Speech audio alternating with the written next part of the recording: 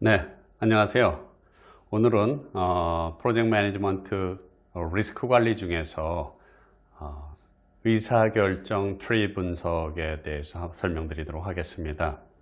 자, 의사결정 트리 분석은 그냥 영어로 decision tree라고 이렇게 표현을 하죠. 그래서 decision tree를 이해를 하시려면은 의사결정 트리 분석을 하시려면은 기본적으로 금전적 기대값에 대한 개념을 먼저 이해를 하셔야 되겠죠. 굉장히 쉬운 내용입니다만은 먼저 금전적 기대값에 대한 내용을 한번 알아보도록 하죠. 자, expected monetary value 그래가지고 금전적 기대값이라 이렇게 표현합니다. expected monetary value. 일반적으로 금전적 기대값은 이 계산을 할 때는 어떤 사건이 발생될 그 사건에 대한 발생될 가능성, 즉 확률이라고 이렇게 표현하죠. 확률. 발생될 가능성 곱하기 결과. 그래서 여러 가지 표현을 consequence라는 표현도 쓰기도 하고요. 또는 amount at stake이라는 이런 표현도 쓰기도 하죠. 그래서 우리가 그냥 편안하게 생각을 하면은 만약에 내가 주택복권을 산다. 자, 주택복권을 사려고 하는데 이 주택복권을 예를 들어서 500원을 주고 주택복권을 산다고 가정을 했을 때 이 주택복권의 금전적 기대가치는 어느 정도 되느냐, 금전적 기대가치는 어느 정도 되느냐를 계산해 보도록 하죠. 자, 그러면은 주택복권에 당첨될 확률은 예를 들어서 300만 분의 1이다. 300만 분의 1 곱하기 결과는 여러 등수 다 합쳐가지고 복수 당첨해갖고 3억 원이라고 가정을 해보죠. 그렇다면은 결국은 이 복권의 금전적 기대값은 100원에 불과하다라는 걸 알 수가 있겠죠. 자, 그러면은 우리는 500원을 주고 뭘 사는 겁니까? 100원의 금전적 기대가치를 갖고 있는 물건을 사는 거예요. 그러면은 사는 순간에 손해보는 거죠. 그런데 일반적으로 사람들이 왜 복권을 삽니까? 인생 역전을 위해서 혹시나 하는 그런 기분으로 재미삼아 사는 거죠. 즉 500원이라는 껌값이니까 그냥 부담 없이 손해보는지 알면서 날리는 줄 알면서 그냥 사는 거죠. 근데 만약에 이게 500원 아니라 500억 또는 5억 이렇게 큰 사업인데 기대가치가 이거밖에 안 된다, 작다 그러면 당연히 해야 할 사업은 못 되죠. 이게 기본적인 금전적 기대값의 개념입니다. 자, 그러면은 금전적 기대값에 대한 개념을 이제 아셨으니까 이것을 개념으로 해가지고 궁극적으로 소위 말하는 decision tree, 즉 의사결정 나무 분석 또는 의사결정 트리 분석이라고 이렇게 표현을 하죠. decision tree를 한번 그려보도록 하겠습니다. 자, 일반적으로 봤을 때 이렇게 네모로 시작을 합니다. 자, 이 네모라는 부분은 뭐냐면은 의사결정 노드라고 얘기를 해요. 그래서 예를 들어서 프로젝트 A 또는 사업 A라고 이렇게 하죠. 또는 사업 B. 그래서 우리는 사업 A와 사업 B 중에서 의사결정을 하려고 합니다. A 프로젝트를 할까? B 프로젝트를 할까? 또는 A라는 사업을 할까? B라는 사업을 할까? 결정을 하려고 해요. 자, 그런데 사업 A를 하면은 우리가 일반적으로 성공을 할 수도 있고 또 실패를 할 수도 있겠죠.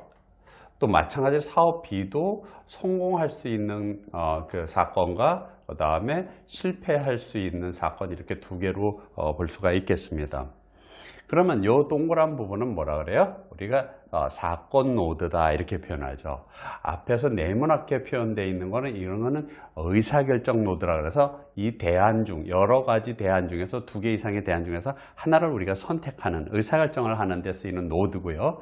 이거는 이 사업으로 이 선택으로 인해서 발생할 수 있는 가능성 있는 사건들을 나타내기 때문에 사건 노드라고 얘기를 하고 동그랗게 이렇게 표현을 하죠. 그래서 만약 A라는 사업은 성공할 확률이 50%고 실패할 확률이 50%다. 확률은 당연히 합쳐서 1이 돼야 되겠죠.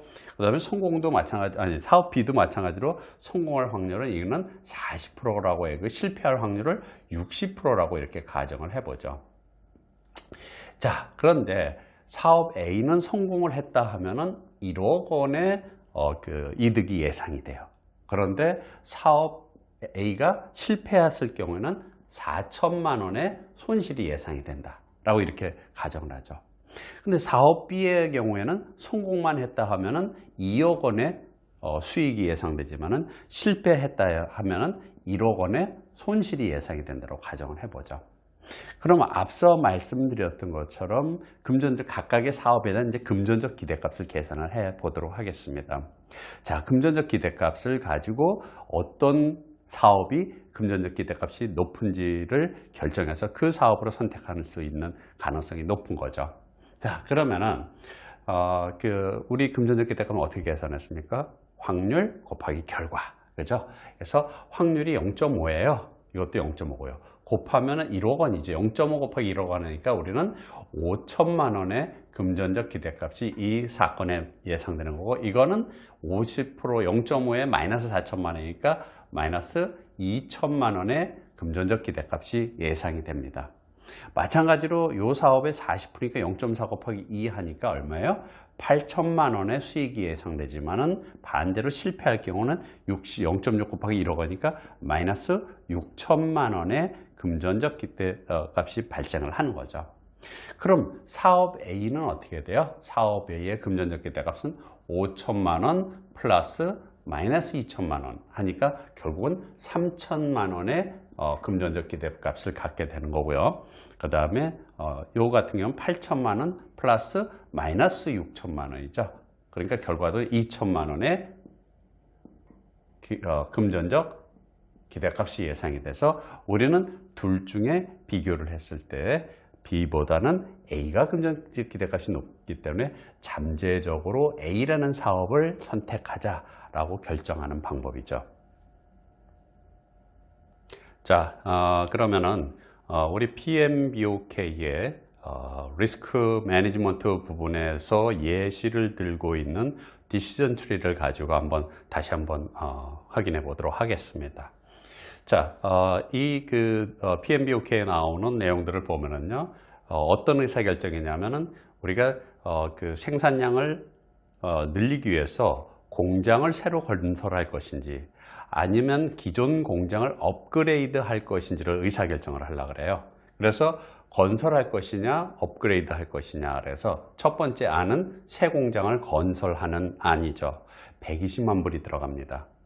그런데 두 번째 안은 기존 공장을 업그레이드 하는 안이죠. 이 안은 50만 불이 들어갑니다.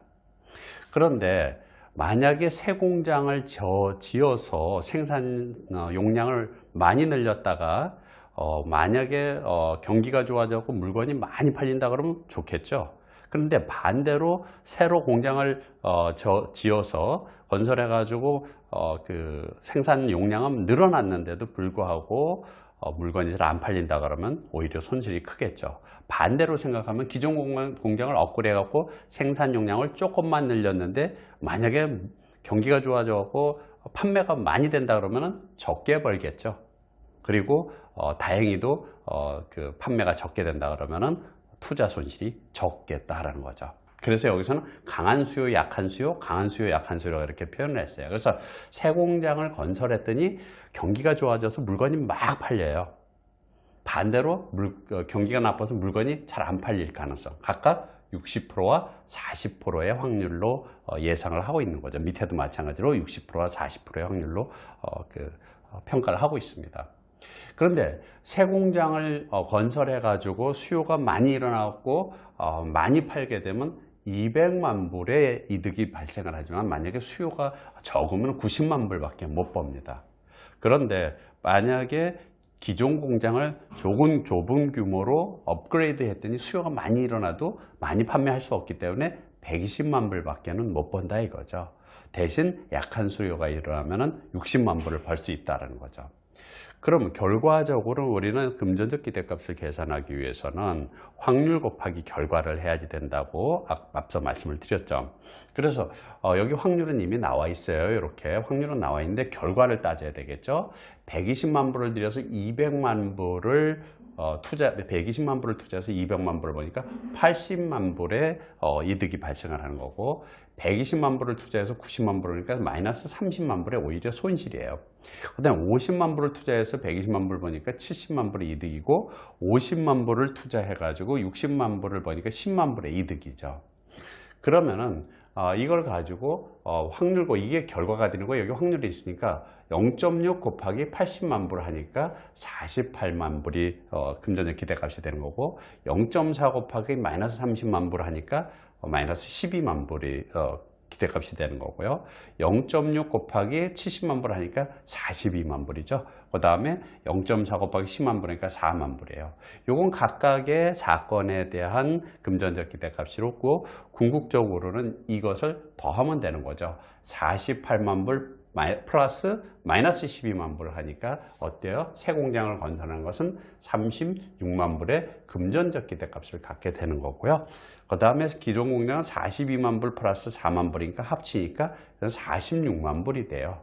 그래서 기존 공장을 건설하는 데는 금전적 기대값이 46만 불이 되니까 궁극적으로는 이거보다는 기존 공장을 업그레이드 시키는 안이 더 기대값이 높기 때문에 잠정적으로 기존 공장을 업그레이드 하는 걸로 의사결정을 내릴 수 있다라는 거죠. 자, 이와 같이 그 금전적 기대값을 이용한 의사결정 트리 분석인데요. 아주 간단하죠. 그런데 금전적 기대값을 계산하는 이 의사결정 트리 분석에는 1년에 일종의 이제 어떤 한계를 갖고 있어요. 그 한계라는 게 뭐냐 하면은 이런 겁니다. 자, 보시면요. 만약에 여러분한테 의사결정을 하라고 주어졌어요. 뭐냐 하면은 여러분이 만약에 A안을 선택할 것인지 B안을 선택할 것인지 결정을 하시라 이렇게 얘기를 했는데 A안을 선택하는 분들에게는 무조건 1,000만 원을 드립니다. 1,000만 원. 100%예요. A안을 선택하기만 하면은 1,000만 원을 드리는 거죠. 근데 B안을 선택한 분은 1억 원을 받아갈 수 있는 가능성이 30%예요. 대신 꽝이 될 가능성이 70%인 이러한 대안이 있다고 가정을 해보죠. 그래서 A안을 선택하신 분은 무조건 1,000만 원을 드립니다. 돈 안 내도 돼요. 그냥 난 A안 하기만 하면 그냥 1,000만 원 드리는 거죠. 근데 B안을 선택하실 분은 1억 원을 받을 가능성이 30%고 대신 아무것도 못 받을 가능성이 70%예요. 자, 그러면은 조금 아까 배웠던 금전적 기대값은 잊어버리시고 그냥 단순하게 이것만 생각했을 때 어떤 안을 선택하시겠습니까? 어떤 분은 나는 A안, 어떤 분은 B안 이렇게 각각의 다른 선택을 하실 거예요.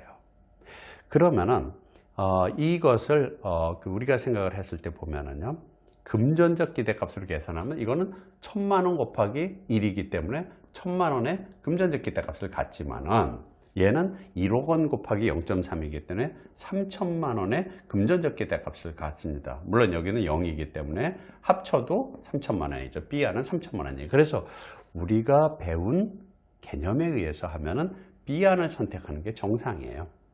그런데 아마도 여러분들이 이걸 선택하시라 그러면은 이거 잘못하고 꽝 됐느니 차라리 1,000만 원이라도 확실하게 챙겨야 되겠다라고 A안을 선택하실 분이 계시다라는 거죠. 사람들마다 그거는 리스크를 대하는 선호도, 다른 말로는 애티튜드라고 얘기를 합니다. 리스크에 대한 애티튜드이 다른 거죠. 선호도가 달라요. 어떤 분들은 리스크를 회피하는 성향이 있어요. 그래서 사업을 하더라도 돌다리도 두들기고 건너라. 이런 굉장히 안전하게 가려고 하는 성향을 갖고 있는, 즉 리스크를 회피하는 성향이 있는 분이 있는가 하면은 어떤 분들은 웬만한 리스크는 그냥 과감하게 안고 그래 고 하는 그러한 스타일도 있다라는 거죠. 그리고 이제 어느 정도 중립적인 분들도 있어요. 그래서 사업가들 기질이 있는 분들은 주로 리스크를 테이킹하는 갬블러적인 성향이 있어가지고 웬만한 리스크는 안고 과감하게 투자하고 과감하게 사업을 전개하는 그런 성향이 있는가 하면은 참모 스타일들 보면은 어느 정도는 리스크를 회피하는 성향. 그래서 리스크를 받아들이기보다는 리스크를 피하는 그런 성향을 갖고 있는데, 그런 것들을 우리가 리스크를 대하는 애티튜드라고 얘기를 하고, 크게 보면은 말씀드린 것처럼 averse, 그래서 회피하는 성향을 갖고 있는 분이 있고요. 그 다음에 중립적인 성향을 갖고 있는 분이 있고, 그 다음에 수용하는, 리스크를 수용하는, 이런 세 가지 타입으로 크게 이렇게 구분을 합니다. 그래서 여러분들은 어떤 타입인지 한번 생각해 보실 필요가 있겠죠. 근데 여기서 A안을 선택하시는 분은 어때요? 회피하는 성향을 갖고 계신 거죠.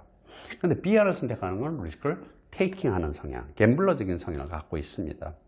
그렇다면은 사람마다 이거 A안을 할지 B안을 할지 선택이 다르겠죠. 기본적인 의사결정 트리에서 기본적인 개념은 이러한 금전적 기대값을 가지고 B안이 더 유리하니까 우리는 B안으로 해야 되겠다. 이건 기본적인 개념이고요. 이 사람마다 서로 다른 성향을 우리가 반영을 해서 다시 이걸 조정하는 방법이 있어요. 그래서 우린 다른 말로는 뭐라 그러냐면 효용 이론. 그래서 utility theory.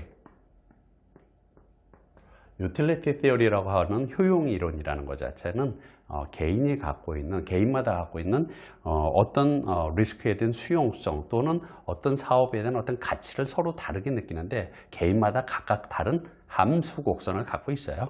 그래서 그걸 효용 함수, utility function이라고 하는 효용 함수가 있는데 그 함수 값에 따라서 이것을 다시 조정을 해가지고 사람마다 각각 다른 리스크에 대한 선호도가 다른 것을 보정을 하는 그런 좀 더 발전된 그러한 decision tree, 즉 의사결정 트리 분석의 방법도 있죠.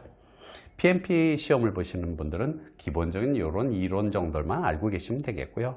혹가다가 과거에 보면은 이제 이 효용 이론, 즉 개인의 선호도와 그다음에 리스크에 대한 소위 말하는 이런 회피, 중립, 수용, 이러한 개인의 성향, 선호도 이런 것을 반영한 의사결정 이론이 무엇이냐, 이 정도만 아주 과거에 시험에 난 적이 있죠. 그러면은 개개인의 다른 의사결정 기준, 선호도를 따지는 것을 우리가 효용 이론이라고 한다라고 이렇게만 알아두시면 되겠습니다. 자, 오늘도 PMP를 위해서 고군분투하시는 여러분들을 위해서 간략하게 의사결정 트리 분석에 대해서 말씀을 드렸습니다. 자, PM으로서 성공하는 그날까지 다 같이 화이팅 하십시오.